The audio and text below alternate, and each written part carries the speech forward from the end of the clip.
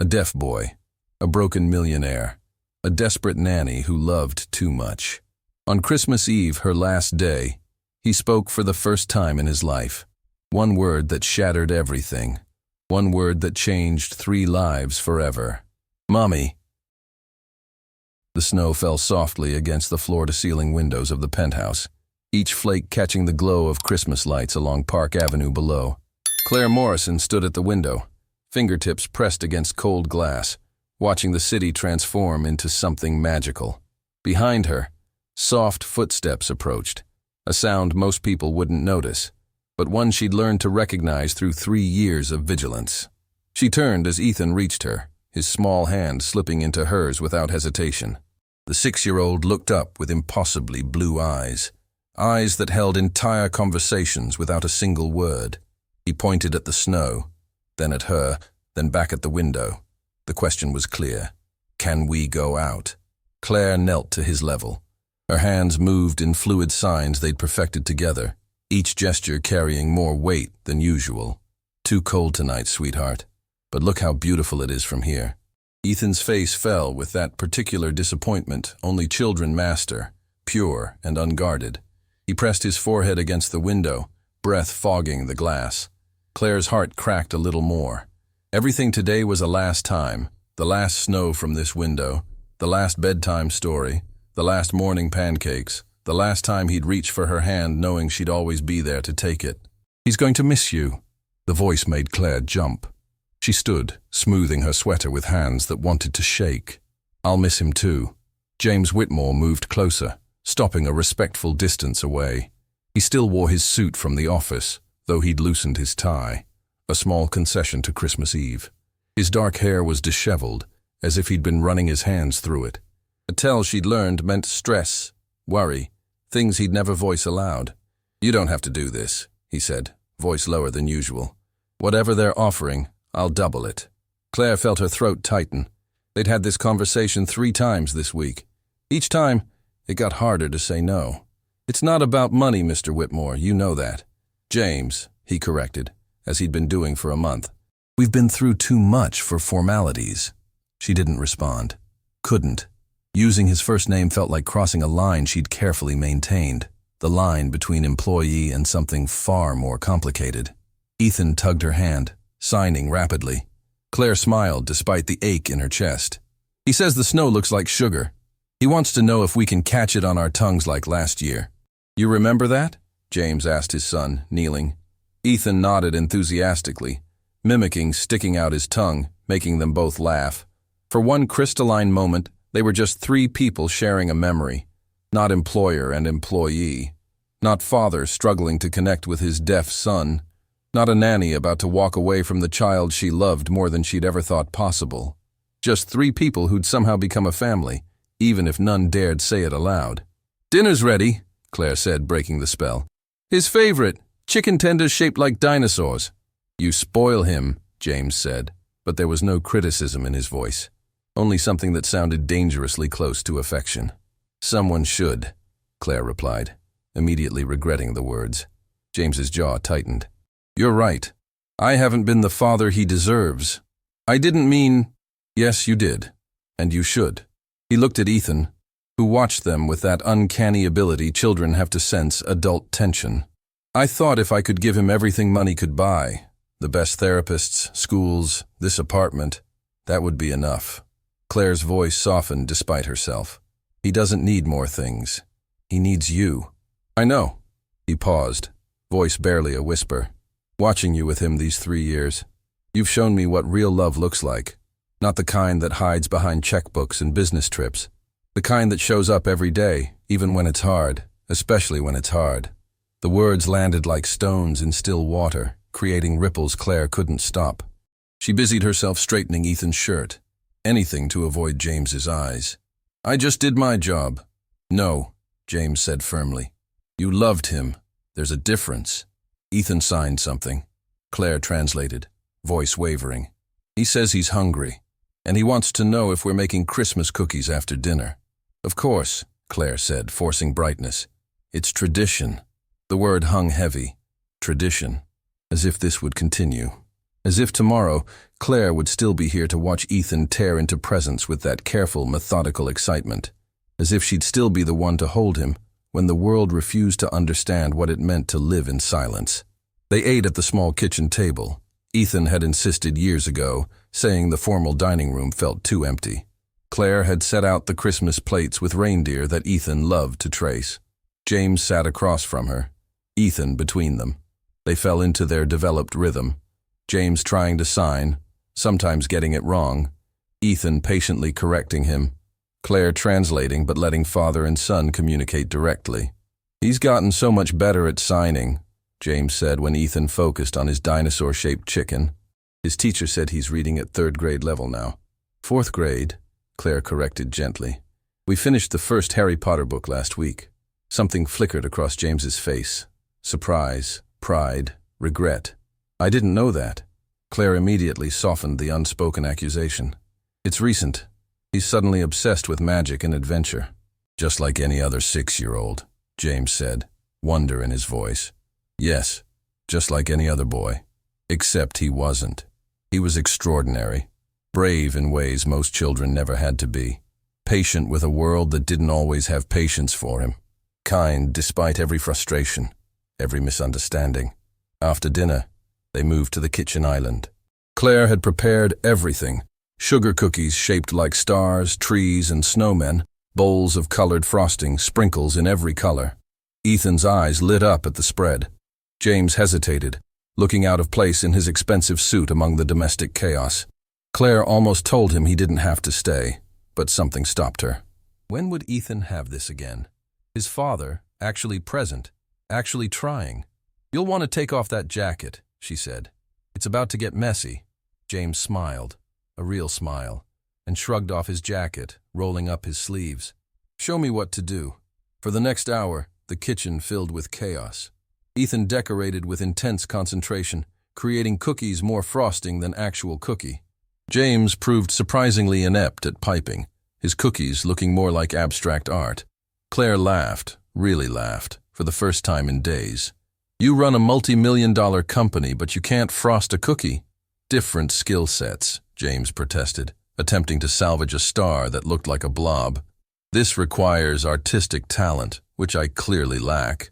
Ethan watched them both, a smile playing at his mouth. Then he did something that made Claire's heart stop. He laughed. Not just smiled, but actually laughed, a sound he rarely made because he couldn't hear himself. But in this moment of pure joy, the sound escaped anyway, unguarded and beautiful. Both adults froze. James looked at Claire with wonder, and she saw her own emotions reflected there. These moments were so rare, so precious. Claire scooped Ethan up, spinning him despite the frosting on his hands that transferred to her sweater. "My beautiful boy," she signed when she set him down. "My beautiful, happy boy." Ethan's smile dimmed slightly. He signed back slowly, carefully. Claire felt the words pierce her chest before translating. "He's asking why I look sad if he's happy." James set down the frosting. "What do you want me to tell him?" "That I'm happy. That these are happy tears." But Ethan shook his head, signing something else. Claire's voice cracked. "He says I've been crying a lot lately. He wants to know if he did something wrong." "Oh, sweetheart." Claire knelt, cupping his face in frosting sticky hands. "No, never. You could never do anything to make me love you less. Do you understand? Never." Ethan's small fingers moved in a question Claire had been dreading. She closed her eyes briefly before answering aloud for James to hear. "He's asking why I'm leaving if I love him." The kitchen suddenly felt too small. James moved closer, standing just behind Claire, close enough that she could feel his warmth at her back. "Tell him," James started, then stopped. "Tell him that sometimes adults make decisions that don't make sense, that seem wrong even when they're right. Tell him you're not leaving because you don't love him." His voice broke. "Tell him I'm the one who failed, that I should have made you want to stay." Claire turned, shocked by the raw honesty. His eyes were bright, fixed on his son with intensity that stole her breath. "That's not," she began, but James cut her off. "It's true. I kept you at arm's length for 3 years, maintained every professional boundary until you must have felt like nothing more than an employee. I never said thank you enough. Never told you that watching you with Ethan taught me what parenthood really means. Never admitted that coming home became the best part of my day because you were both here. The confession hung between them, dangerous and vulnerable. Claire couldn't breathe past the sudden realization that maybe, just maybe, she wasn't alone in this complicated tangle of feelings.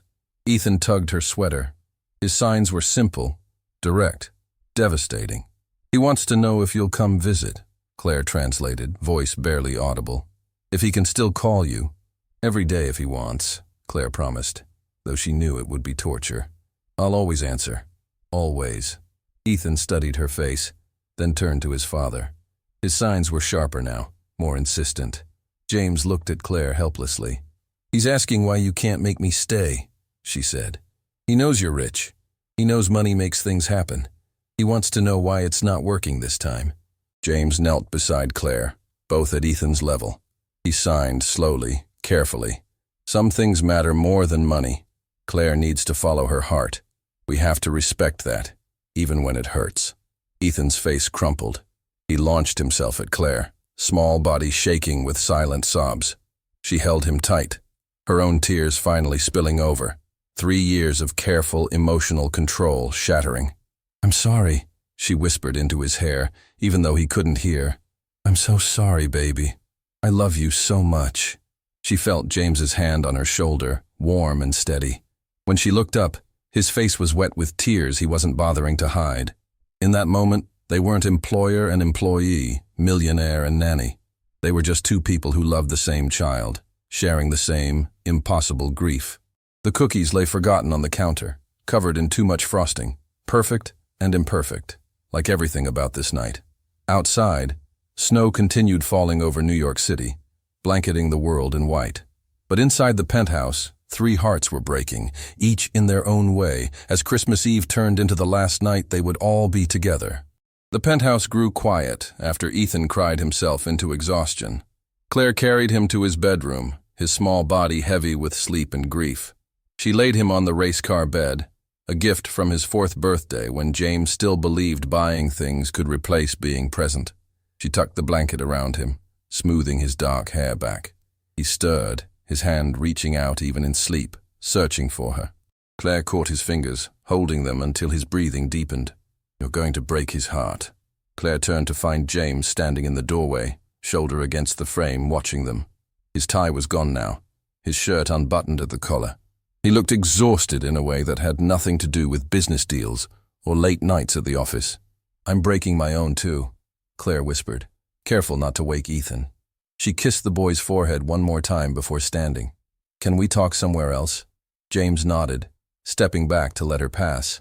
His cologne, something expensive and subtle she'd learned to associate with his presence, washed over her as she moved past him into the hallway. They walked in silence to the living room, where the Christmas tree stood in the corner, covered in ornaments Ethan had made over the years, paper snowflakes, popsicle stick reindeer, photos in glitter frames, 3 years of memories hanging on green branches. Claire sat on the edge of the sofa, hands folded. James poured scotch before settling into the chair across from her. The distance felt deliberate, safe. "Tell me the real reason you're leaving," James said, his eyes fixed on hers with an intensity that made her want to look away. "And don't say it's about the other job offer." Claire's throat tightened. How could she explain that staying was becoming impossible? That every day with Ethan made her love him more, made her want things she had no right to want? That working for James was torture because she'd fallen for him too, somewhere between the late-night emergencies when Ethan was sick and the quiet moments when James let his guard down and she saw the man beneath the businessman. "It's time," she said instead. "Ethan needs to bond more with you. I've become too much of a crutch." "That's not true." "It is." Claire met his gaze steadily, even though it hurt. "He runs to me first, for everything. When he's hurt, when he's happy, when he needs comfort. I'm teaching him that his father isn't the one he should turn to." James flinched as if she'd struck him. "I thought that's what we hired you for." "You hired me to be his nanny, not his mother." The word hung between them, sharp and painful. "But that's what I've become to him, and that's not fair to either of you. What if I don't want you to leave?" James's voice was low, dangerous in its honesty. What if I asked you to stay? Claire's heart hammered against her ribs. You already did. Several times this week. Not like this. James set down his drink and moved to sit beside her on the sofa, close enough that she could feel the heat radiating from his body. Not as an employer making a counteroffer, as someone who needs you here. Mr. Whitmore. James, he interrupted, his hand covering hers on her lap. Please, just James. The touch sent electricity through her entire body. Claire stared at their joined hands, his so much larger than hers, rougher despite the expensive lifestyle. She should pull away, should maintain the professional distance that had kept them both safe for 3 years. But she was so tired of being safe. This isn't appropriate, she said, but she didn't move her hand. I know. James's thumb traced circles on the back of her hand, a gesture so intimate it made her breathing shallow. I've spent 3 years being appropriate, keeping every conversation professional, pretending I didn't notice when you wore your hair down, acting like my heart didn't skip when I came home and heard you laughing with Ethan. Being appropriate is killing me, Claire. She finally looked at him, really looked at him. His face was closer than she'd realized, close enough to see the flecks of gold in his dark eyes, the fine lines around his mouth that deepened when he smiled, something he did so rarely. You're my employer, she said, but her voice wavered. I'm a man who hasn't been able to stop thinking about you for the past year. The confession came out rough, almost angry. A man who finds excuses to come home early just to see you, who lies awake at night knowing you're just down the hall, completely off limits. Claire's breath caught. James, tell me you don't feel it too, he challenged, his free hand coming up to cup her face. Tell me I'm alone in this, and I'll never mention it again. I'll let you leave without another word. But if there's even a chance... She kissed him. Later, Claire wouldn't remember who moved first. Suddenly his mouth was on hers, desperate and searching, 3 years of restraint shattering. His hand slid into her hair while she gripped his shirt, pulling him closer. The kiss wasn't gentle. It was need and frustration and relief tangled together. Claire felt dizzy with it, with the taste of scotch on his lips, with the sound he made low in his throat when she responded. This was wrong on every professional level, crossed every boundary she'd maintained, and she didn't care. When they finally broke apart, both breathing hard, James rested his forehead against hers. Stay, he whispered. Please stay. I can't, Claire said, even as her hands remained fisted in his shirt. This is exactly why I need to go. This, she gestured between them, is too complicated. Ethan needs stability, not us figuring out whatever this is. What if I'm in love with you? The words stopped her heart. Claire pulled back to look at him, searching his face for signs he was lying, manipulating, saying whatever would make her stay. But all she saw was raw vulnerability, the same fear she felt churning in her own chest. You don't mean that, she said. I've never meant anything more in my life. James's hands framed her face, thumbs brushing away tears she didn't realize had fallen. I love you, Claire. Not as Ethan's nanny, as you. As the woman who sings off-key while making breakfast, who cries at Disney movies even after seeing them 50 times, who has more patience in her little finger than I have in my entire body, who taught me that love isn't about grand gestures or expensive gifts. It's about showing up every single day, the way you showed up for my son when I was too broken to do it myself. Stop, Claire whispered, her voice breaking. Please stop. Why? Because it's true? James's voice grew fiercer. Because you feel it too? Because it doesn't matter. The words burst out of her, loud enough to surprise them both. Claire lowered her voice, conscious of Ethan sleeping down the hall. It doesn't matter what we feel. I'm the nanny. You're the millionaire. This is every cliché in the book, and it ends badly for everyone involved. Only if we let it. James caught her hands again, holding tight when she tried to pull away. I know it's complicated. I know there's a power dynamic, professional ethics, a dozen reasons this shouldn't happen. But Claire, in all my years of business deals and calculated risks, I've learned one thing. The biggest mistake is not trying because you're afraid of failing. This isn't business, Claire said. This is Ethan's life. His stability, his happiness. And don't you think he'd be happier with both of us here? Together? James's voice softened. I've watched him light up when we're all three together. During dinner tonight, making cookies, That's the most at peace I've seen him in years, like he finally has what he's been missing. A family. The word pierced through her defenses. Family. It was what she'd always wanted, what she'd given up hoping for after her last relationship ended. She'd convinced herself that loving Ethan would be enough, that she could build a life around caring for someone else's child. But the truth was darker, more selfish. She'd fallen in love with both of them, the boy and his father, and the guilt of that had been eating her alive. "I leave for Boston tomorrow morning," Claire said, forcing herself to stand, to put distance between them. "I've signed the contract with the Reynolds family. I can't just break it because of one kiss?" James stood too, moving toward her.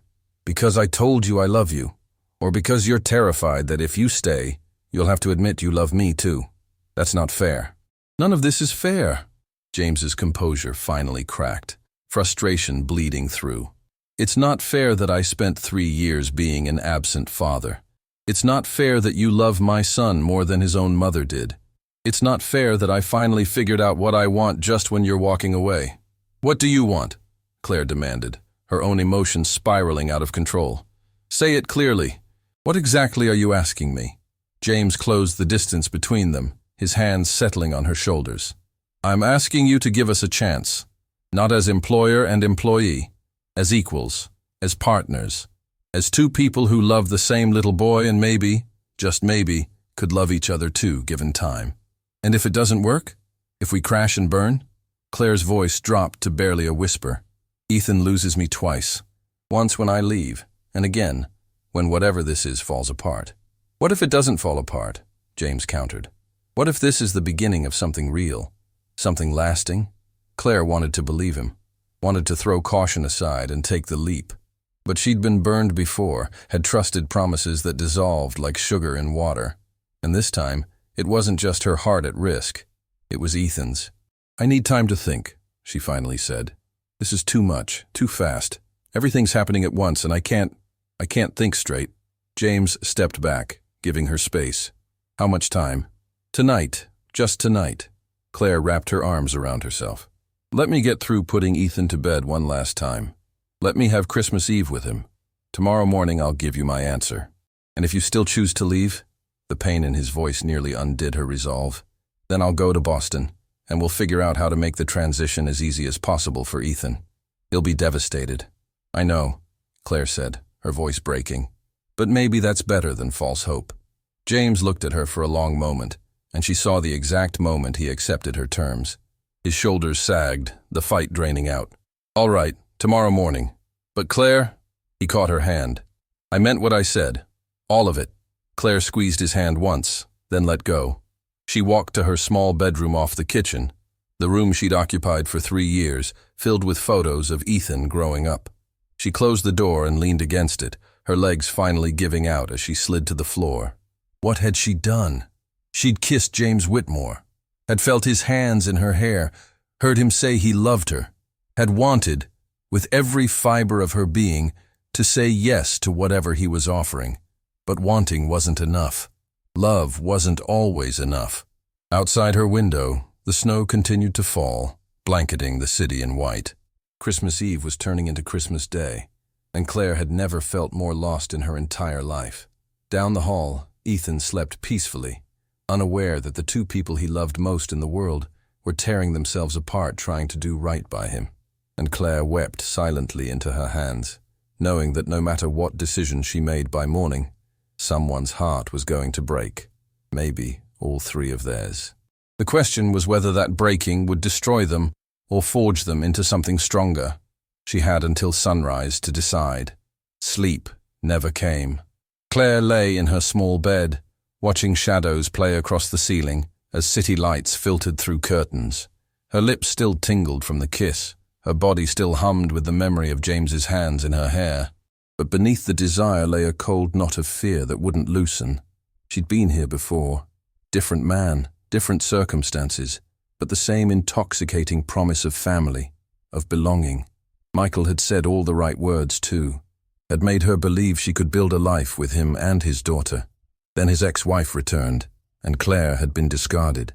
The little girl she'd loved, Emma with her gap-toothed smile, had cried when Claire left.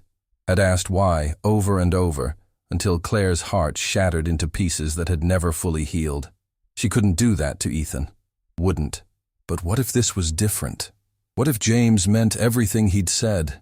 What if she was about to make the biggest mistake of her life by walking away from something real? Claire rolled onto her side, pulling her knees to her chest. Through the thin wall, she could hear the apartment settling, the hum of heating, the distant wail of sirens below. Normal sounds of a normal night. Except nothing about this night was normal. Her phone sat on the nightstand, dark and silent. Boston felt like another universe away. The Reynolds family, wealthy, polite, with 3 children who needed structure and education. A good job, a fresh start, a chance to not fall in love with the people she cared for. A safe choice, but when had she ever chosen safe? Claire sat up, swinging her legs off the bed. She needed air, space, something to clear her head. She pulled on her robe and padded quietly into the kitchen, careful not to make noise that might wake Ethan. The Christmas tree lights were still on in the living room, casting the space in soft, multicolored glow. Claire moved to the window, pressing her palm against the cold glass. The snow had stopped, leaving the city blanketed in pristine white. Peaceful. Deceptive. Couldn't sleep either? Claire's heart jumped into her throat.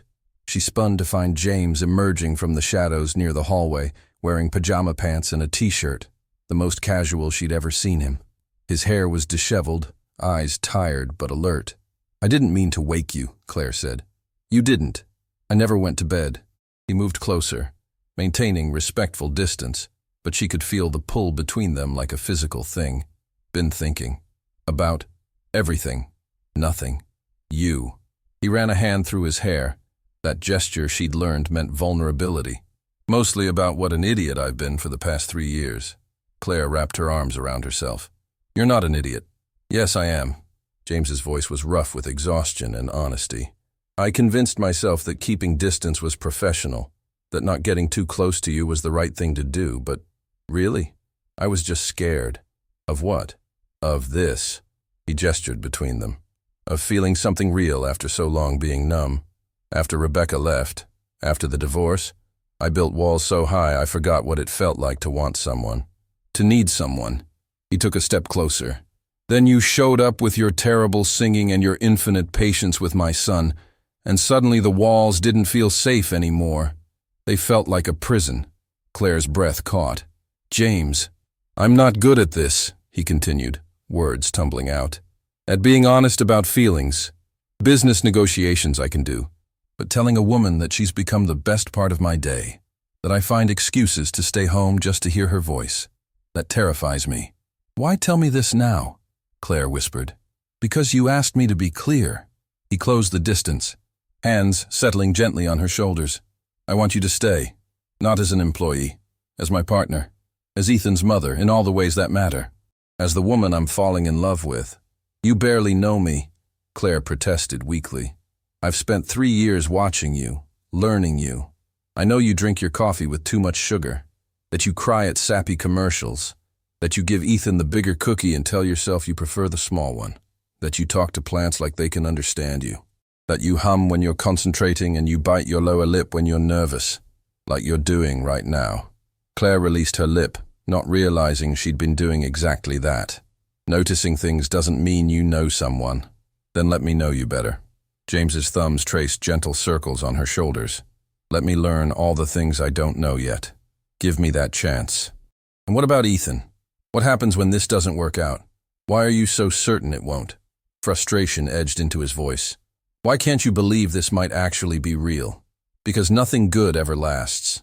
Because I'm not the kind of woman millionaires end up with. Because fairy tales don't happen to girls from broken homes." The thoughts screamed through Claire's mind, but she couldn't voice them. Couldn't make herself that vulnerable in front of him.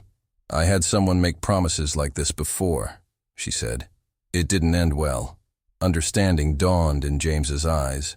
"Who was he?" "Michael. 3 years ago. He had a daughter. Her mother had left when she was a baby, and I helped raise her. What happened? I fell in love with both of them. Started planning a future." Claire's voice went flat. "Then his ex-wife showed up after 6 years. Said she'd gotten sober, wanted another chance. 2 weeks later, I was packing my bags. He chose her, James said quietly. He chose his daughter's chance at having her real mother back. But Emma didn't understand. She cried and begged me not to leave, asked what she'd done wrong. James was silent for a moment, processing. I'm not Michael. I know that. And Rebecca isn't coming back. She made it clear she wanted nothing to do with being a mother. The divorce papers came with full custody waiver. His jaw tightened. She didn't even ask for visitation. Claire had known this, but hearing the pain in his voice brought it into focus. I'm sorry. Don't be. Ethan deserves better than someone who sees him as a burden. James moved back to her, hands finding hers. He deserves you. We both do. You're asking me to take an enormous risk. I know, and I'm asking from a position of power, which makes it complicated. He squeezed her hands. But I'm also asking as a man, terrified of losing the best thing that's ever happened to him. As a father who's watched his son bloom under your care. Claire looked at their joined hands. His were shaking slightly. Nerves, emotion, both. This powerful man was trembling because of her. What if I say yes and we destroy what we have? She asked.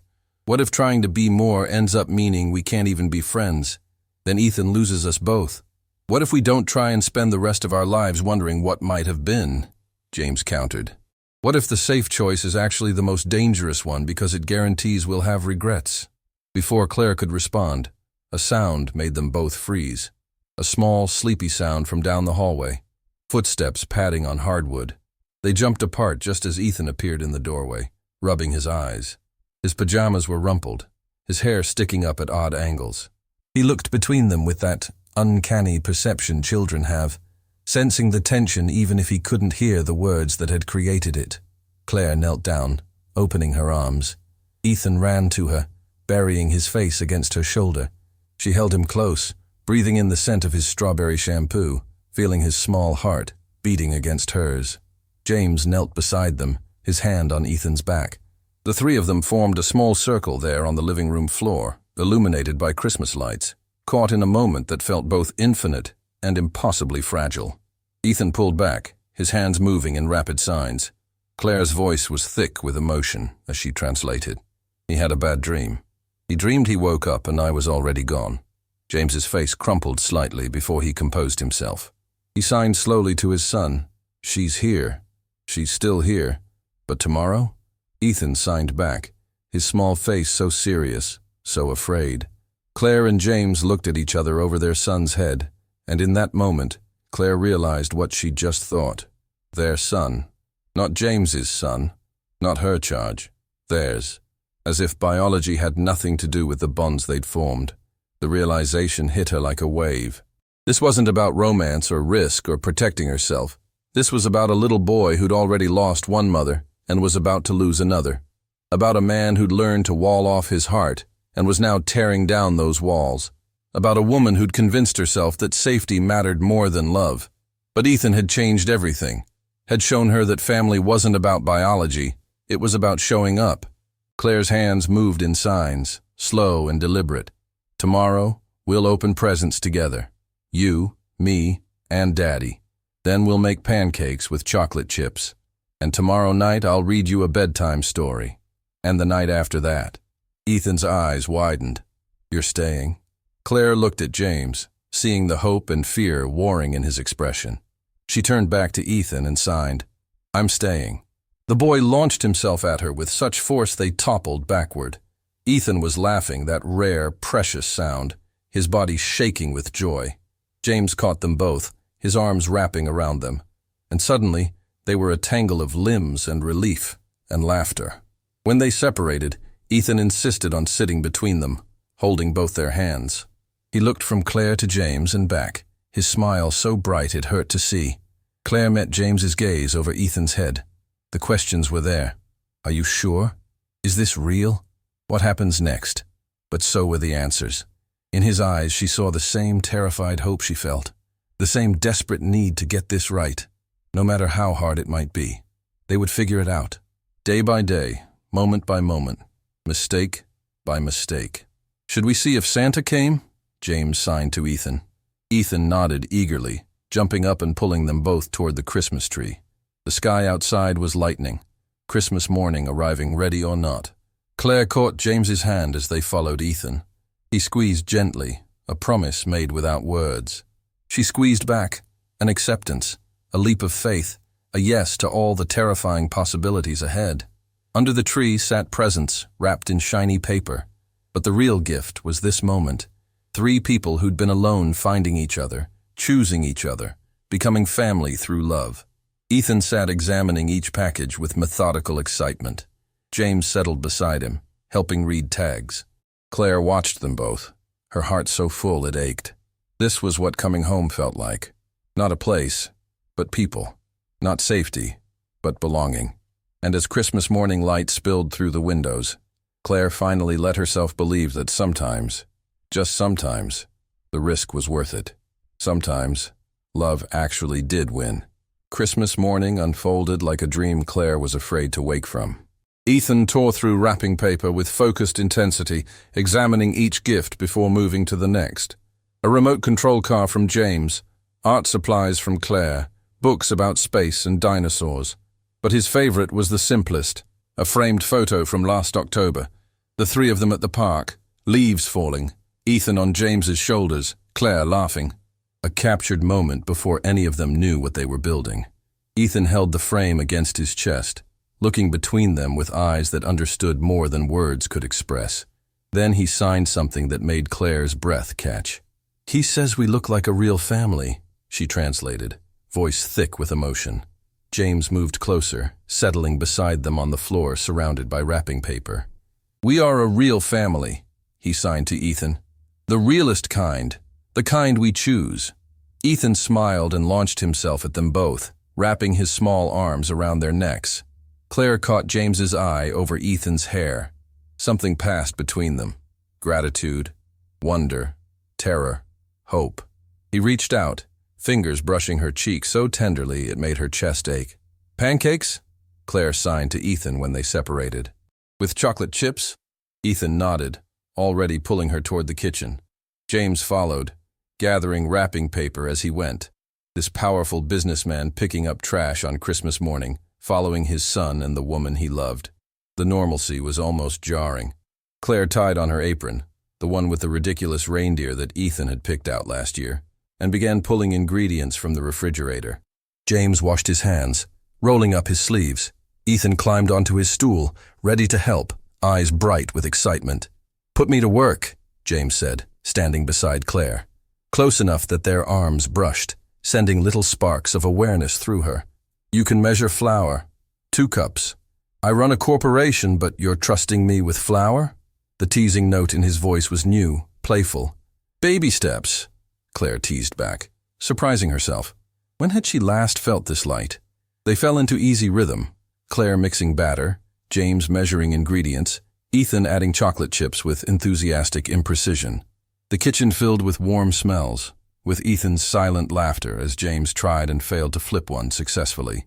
"It's harder than it looks," James protested when his pancake landed half on the griddle. "Everything worth doing is," Claire said, smiling. "You'll get it." Claire moved behind him, her hand covering his on the spatula. "Wait until the edges are dry, then quick flip, like this." The pancake arced perfectly. James turned his head, and suddenly Claire realized how close they were. Close enough to see the flecks of gold in his eyes. "Good teamwork," he said softly, voice dropping to something intimate. Claire stepped back quickly, aware of Ethan watching. Too much, too fast. But Ethan just smiled and signed. "You're happy." "Yes," Claire signed back, hands trembling slightly. "I'm happy." "Good," Ethan replied. "Sad Claire made me sad." The words pierced her. How long had he been carrying that weight? How many of her tears had he witnessed, worrying he'd somehow caused them? Claire knelt beside his stool, taking his small hands.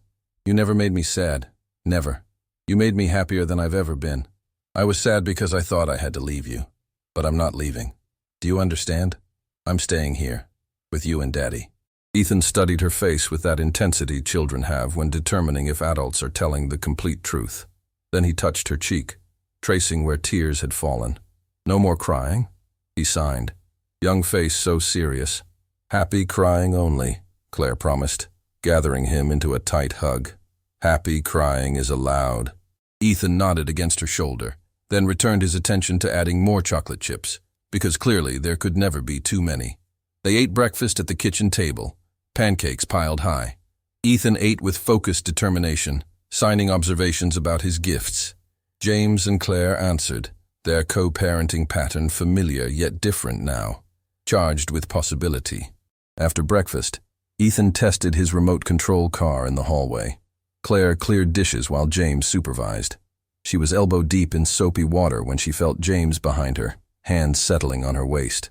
"He's distracted with the car," James murmured against her ear. "Can I have a moment?" Claire turned, wet hands leaving damp spots on his shirt. "What kind of moment?" "This kind." He kissed her, slow and sweet, tasting like maple syrup and promise. Different from last night's desperate kiss, this was deliberate, savored. When they broke apart, Claire was breathless. "We should establish some ground rules." "Such as?" "Such as not making out where your 6-year-old could walk in." But she was smiling, hands fisted in his shirt. "Fair point." James rested his forehead against hers. "I haven't dated anyone since Rebecca. Ethan's never seen me with anyone. We need to take it slow, for his sake." Claire stepped back. "He needs stability. We can't just suddenly be together. It'll confuse him. He already knows. Did you see how he looked at us this morning? Now he is. But what happens when we fight?" Old fears crept back. Children learn fast that adults who love each other can fall out of love. "I'm not going to fall out of love with you." James caught her hands. "I've spent 3 years falling for you. This isn't sudden. You don't know me. Not really. You know the professional version. Then let me learn." Frustration edged his voice. "Let me see your bad days. Let me see you when you're angry or burn dinner. Let me see all of it. What if you don't like what you see? What if I do?" He cupped her face. "What if the real you is even better?" Before Claire could respond, Ethan raced in, signing frantically. "The car went under the couch," she translated. James sighed. "Crisis averted by furniture. We'll continue this later." Claire stayed at the sink, trying to steady her breathing. This was real. This was happening. And she was terrified. But maybe she'd already made the biggest leap by staying. Maybe the rest was just details. She followed the sound of laughter to the living room. James was on his hands and knees reaching under the couch while Ethan provided helpful direction. The sight made something loosen in her chest. This image of them together, of James engaged and present. She'd helped build that bridge between father and son, had shown James what parenting could look like, and maybe she deserved to be part of what they'd built together. "Got it!" James emerged, triumphant. Ethan cheered, then took the car and immediately sent it crashing into the Christmas tree. "Gentle," James signed. "Living room rules. No crashes." Ethan pouted, but nodded, driving figure eights around the presents. James caught Claire watching. "What? You're good at this. Better than you think. I have a good teacher." He took her hand. "Stay with me tonight. After Ethan's asleep, we need to talk. Really talk. About what this means." Claire's pulse quickened. "James, just talk," he promised. "But we need to figure this out together. No more running, no more hiding. Just us, being honest." She should say no. Should insist on taking things slow. But when she looked at him, she saw the same fear she felt, the same desperate hope. "Okay," Claire whispered. "Tonight. We'll talk." The rest of Christmas Day passed in a blur. They watched Ethan's favorite movies, built structures with his new blocks. James ordered Chinese food, and they ate from the containers, Ethan delighted by this break from rules. As evening approached, Claire gave Ethan his bath, washing his hair while he played with his new rubber duck. The routine they'd established over 3 years felt both comforting and surreal. Everything had changed, yet nothing had. She was still Ethan's caregiver, still the one who knew he liked his towel warm, who understood he needed 7 minutes to decompress after bath time. But now she was also the woman James loved, the woman standing on the precipice of becoming part of a real family. Ethan was exhausted by bedtime, eyes already drooping. She read him his story, a new book about a boy who could talk to stars, hands moving in familiar patterns. James appeared in the doorway, watching them. How many times had he stood there over the past 3 years? How many times had he watched her with his son, wanting to be part of it? Claire finished and kissed Ethan's forehead. "Sweet dreams, my love." Ethan's hand caught hers. He signed something, movements slow with sleep. Claire felt her throat tighten. "He says he's glad I didn't leave. He says this was the best Christmas ever." James moved to the bed, kneeling. He signed to his son. "Mine too. Best Christmas ever." Ethan smiled, half asleep. He reached out, taking both their hands, holding them together on his chest. The gesture was clear. This was what he wanted, the three of them, together. They stayed until his breathing deepened into sleep, until his small fingers relaxed and finally let go. Then, moving with the careful silence of parents who know every creaky floorboard, they stood and tiptoed from the room. In the hallway, James caught her hand, his fingers lacing through hers in a way that felt both natural and momentous. "Glass of wine? We can sit in the living room, talk about everything we need to figure out." Claire nodded, her heart pounding with equal parts anticipation and fear. This conversation would determine everything, would set the course for whatever came next, whether they would build something lasting or crash and burn trying. They settled on the couch with wine, the Christmas tree lights casting everything in soft, multicolored glow. The apartment was quiet, peaceful, as if holding its breath for what came next. "So," James said, "where do we start?" Claire took a breath. "With the truth. All of it. Who we really are when the masks come off." "All right." James faced her fully. "Truth. I'm terrified I'll mess this up, that I'll go back to being the absent father. I'm terrified you'll wake up one day and realize you settled. I'm terrified you'll realize I'm not who you think I am, that the real me, messy and insecure and carrying baggage, won't be what you want." "Then we're both terrified," James said softly. "Maybe that's a good place to start." "Maybe," Claire agreed. "Maybe being scared means it matters." "It matters," James confirmed. He reached for her hand. "So what do? We take it one day at a time. We communicate. We don't let fear make decisions. And we put Ethan first. Always." "Always," James echoed. "Anything else?" "Yes." Claire met his eyes. "We're honest. Even when it's hard. No more hiding. If something's wrong, we say it. If we're scared, we admit it. I can do that. Starting now." He squeezed her hand. "I'm scared of losing you. I'm scared of not being enough. I'm scared that one day you'll look at me and see the man who failed his son and wonder what you saw in him." The raw honesty stole Claire's breath. "I look at you and see a man who's trying, who's learning, who loves his son enough to admit mistakes and do better. That's more than enough, James." He pulled her close, wrapping his arms around her. Claire let herself lean into his warmth. This was new, allowing herself to be held, to be vulnerable, to believe that maybe things could work out. "We're going to figure this out," James murmured into her hair. "Together." "Together," Claire repeated, the word feeling like a promise. And for the first time in years, she let herself believe it might be true. The days between Christmas and New Year blurred together in tentative happiness. Claire officially cancelled her contract with the Reynolds family, citing personal reasons she couldn't quite put into words. James took the week off work, something his assistant said hadn't happened in 5 years, not even when he'd been going through the divorce. Ethan, observant as always, seemed to understand that something fundamental had shifted in their small universe. They existed in a bubble of domesticity that felt both natural and surreal. Morning pancakes with too many chocolate chips. Afternoon walks in Central Park, Ethan bundled against the winter cold, pointing out things he wanted to tell them about. Evening movies snuggled on the couch. Ethan nestled between them like he belonged there.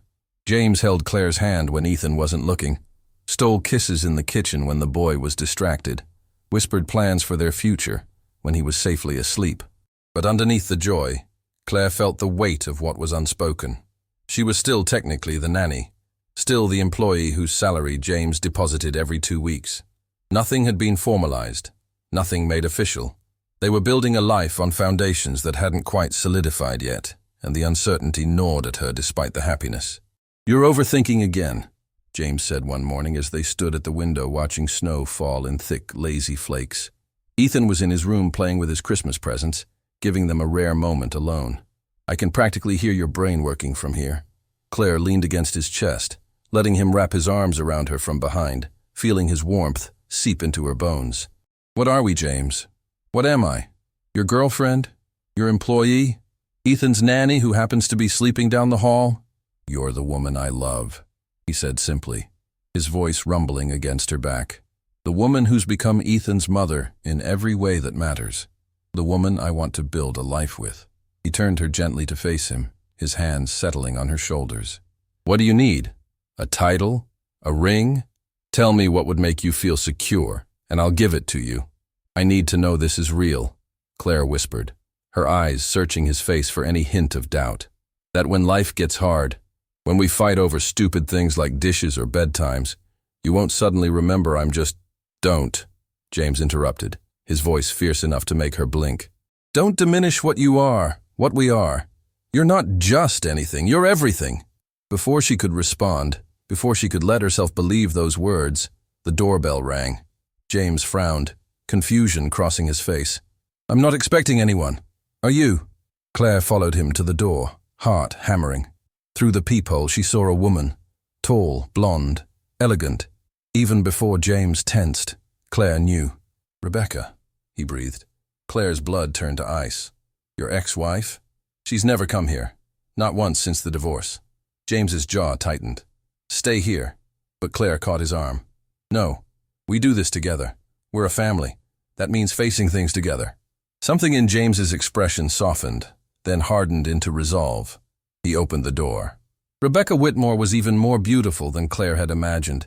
High cheekbones, designer clothes, effortless elegance. Her eyes swept over James, then landed on Claire with cold calculation. James, Rebecca said, voice smooth as silk. And you must be the nanny. How cozy. The dismissal in her tone made Claire's spine stiffen. Claire Morrison. And yes, I care for Ethan. Among other things, apparently. Rebecca's smile was sharp. May I come in? We need to discuss our son. James's hand found Claire's, squeezing once before stepping aside. 5 minutes. Ethan's home. Rebecca swept in, her eyes cataloging the Christmas decorations, the toys scattered everywhere. Her lip curled slightly. What do you want, Rebecca? James's voice was ice. I want to see Ethan. I have that right. You waived that right when you walked away. James positioned himself between Rebecca and the hallway. You gave up custody voluntarily. I was going through postpartum depression. I wasn't in my right mind. Rebecca's voice took on practiced vulnerability. But I'm better now. I want to be part of my son's life. Funny how you're better now that the settlement money's run out, James said. What is it this time? Bad investments? Rebecca's mask slipped, something hard flashing in her eyes. I'm his mother. I have rights. You abandoned him. You didn't call on his birthday, didn't send Christmas presents. That's for a judge to decide. Rebecca showed them a document on her phone. My lawyer says I have grounds for joint custody.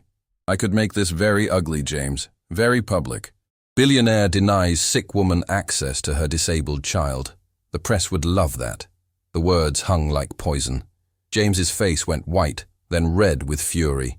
Get out, he said quietly, before I have you removed. I'll see you in court. And you— Rebecca turned to Claire with a cold smile. Enjoy playing house while it lasts. But remember, I'm his real mother, his biological mother. Nothing you do will ever change that simple fact. She left in expensive perfume and threats. The door clicked shut. Then Claire felt her knees give way, all the strength draining from her legs. She sank onto the couch, her mind racing with thoughts she'd kept locked away for months. Real mother. The words echoed in her head, vicious and true. She wasn't Ethan's mother. She was the nanny. The woman who happened to fall in love with someone else's child. The woman who'd been playing house but had no legal claim, no biological connection, no real right to the boy she loved more than her own life. Claire. James knelt in front of her, taking both her hands in his grip warm and steady even as she felt herself spiraling. Don't listen to her. She's desperate, grasping at straws. My lawyers will handle this. They'll bury her in paperwork before she gets anywhere near a courtroom. But she's right, Claire whispered, the words tasting like ash. She's his real mother, his biological mother. She carried him for 9 months. She gave birth to him. I'm just the woman who came after, the replacement, the substitute. Stop, James's voice cracked like thunder. You are more his mother than she ever was or ever could be. Biology doesn't make family, Claire. Love does. Showing up does. Being there day after day, night after night, through fevers and nightmares and tantrums and triumphs. That's what makes you his mother. That's what makes you real. But in the eyes of the law will see that she abandoned him, that she's only coming back now for money or revenge or whatever twisted reason is motivating her, that she has no genuine interest in Ethan's well-being. James cupped her face in his hands, forcing her to look at him. We'll fight this. Together. I won't let her take him. I won't let her destroy what we've built. I swear to you. A sound made them both turn sharply. Ethan stood in the hallway entrance, his small face pale, his eyes wider than Claire had ever seen them. He'd seen everything. Seen the beautiful stranger who looked like him, sensed the tension crackling in the air, felt the fear radiating from both adults he loved, both adults he trusted to keep him safe. His hands moved in rapid, frantic signs. Who was that lady? Why is Claire crying? Why does everyone feel scared? Claire wiped her eyes, trying to compose herself. Nobody important, sweetheart. But Ethan shook his head violently. His hands moved faster. I saw her. She looked like me. Was that my mother? The question hung impossible to avoid. James knelt down, pulling Ethan close. His hands moved slowly. Yes, that was Rebecca, the woman who gave birth to you. But she left when you were little. She hasn't been part of your life. Ethan processed this, young face serious. Then he walked to Claire. His small hand reached up, touching her wet cheek. He signed simple, devastating. Don't be sad. You're my mom. Claire's composure shattered. She pulled Ethan into her arms, holding him while tears streamed. I love you, she whispered. I love you so much, baby. Ethan pulled back. His face held determination she'd never seen. His eyes found hers, intense with focus. Then his mouth opened. Mommy? The word was barely audible, rough and uncertain. The voice of a child who'd never heard himself speak, who didn't know how to modulate. But it was unmistakably a word, unmistakably spoken aloud. Don't go. Claire stopped breathing. The room stopped spinning. Time paused as the impossible thing settled over them. Ethan had spoken. Their deaf son, who'd never said a word, had just spoken. Had pushed sound through vocal cords that worked but had never been trained. Had forced his mouth to form shapes he'd only ever seen. Mommy, don't go, Ethan said again, louder, more confident. His voice was small and sweet and slightly slurred, but achingly real. Please, you're my mommy, not her. James made a choked sound. Claire couldn't move, couldn't think, could only stare at this miracle child who'd just shattered every limitation. Ethan, she finally breathed. Ethan, you're talking. You're speaking. He nodded, smiling through tears. His hands moved as he signed and spoke simultaneously. I've been practicing. With my therapist. It was going to be a surprise, but I needed to say it now. Needed you to hear it. How? James whispered, moving beside them. When? For months, Ethan signed. The new therapist said I could try. Said my hearing aids help enough. I wanted to. For you, Mommy. So you could hear me say I love you. Claire dissolved completely, pulling Ethan against her chest. This boy, this incredible, brave, beautiful boy, who'd worked in secret for months to give her this gift, who'd learned to use his voice because he wanted her to hear the words he'd been signing. I love you, she said through tears. I love you, Ethan, my son, my beautiful son. I love you, Mommy, Ethan said clearly, voice gaining strength. And Daddy, too. We're a family. James wrapped his arms around both of them, face wet with tears. Yes, he said hoarsely. Yes, we are. They stayed tangled together on the floor while snow fell outside and the world rearranged itself into something new, something true. Later, after Ethan fell asleep exhausted, Claire and James sat together in the quiet. She can't have him, Claire said. Rebecca, even if a judge grants visitation, she can't have him. Not really, because he's ours. He chose you, James said softly. Not because biology dictated it, but because you earned it. Every day for 3 years. No judge can undo that. He spoke, Claire whispered, still awed. He said, "Mommy." He's been practicing for months, working with his speech therapist, all so he could surprise you. James shook his head in wonder. That's love, Claire. Real, powerful love. The kind that moves mountains. Claire leaned against James's shoulder. What do we do now? We fight. If Rebecca pushes this, we fight with everything. We show any judge that Ethan has a home, a family, people who love him unconditionally. He paused. And us? What are we? James pulled something from his pocket. When Claire saw the small velvet box, her heart stopped. We're a family, James said, opening it to reveal a simple diamond ring. We're the people who choose each other every day, despite the fear and complications. We're the people who love a little boy enough to become better versions of ourselves. And if you'll have me, Claire Morrison, we're going to be husband and wife. Claire stared at the ring. James, we've only been together a week. We've been together 3 years, James corrected gently. We've just been honest about it for a week. Watching you with Ethan today, seeing him speak to you, hearing him call you Mommy, his voice cracked. I've never been more certain. You're his mother. You're my partner. You're my love. Marry me. Claire looked at the ring, then at James, then toward the hallway where their son slept. Their son, not by biology, but by choice. Yes, she whispered. Yes, I'll marry you. James slipped the ring onto her finger, and it fit perfectly. They kissed, soft and sweet and full of promise. And down the hall, a little boy dreamed of a future where mothers were made by love instead of biology, where families were built on choice, where a deaf child could speak, and in speaking, could change everything. 3 months later, the courthouse was small, intimate. Claire wore cream. James wore a dark suit. Ethan stood between them, holding both their hands, wearing his favorite bow tie and the biggest smile. When it came time for vows, James spoke first. Claire, you taught me what it means to be a father, to show up, to love without reservation. I promise to spend every day being worthy of that gift. Claire's voice shook. James, you taught me that taking risks is sometimes the bravest thing we can do. And Ethan, she looked down at the boy between them.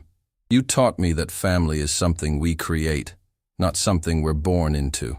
I promise to be the mother you deserve, always. The judge pronounced them married. As James kissed his bride, Ethan tugged at Claire's dress. She knelt, and he signed before speaking aloud. I'm happy, Mommy. We're a real family now. We always were, baby, Claire said, pulling him close. We always were. That evening, celebrating with Chinese takeout, Ethan read his fortune aloud. Love finds a way. It does, Claire agreed, meeting James's eyes. It absolutely does. And in that moment, they proved love's most powerful truth, that we don't have to be born into family. Sometimes, we get to choose it. Sometimes, we get to build it ourselves. One day, one choice, one act of courage at a time.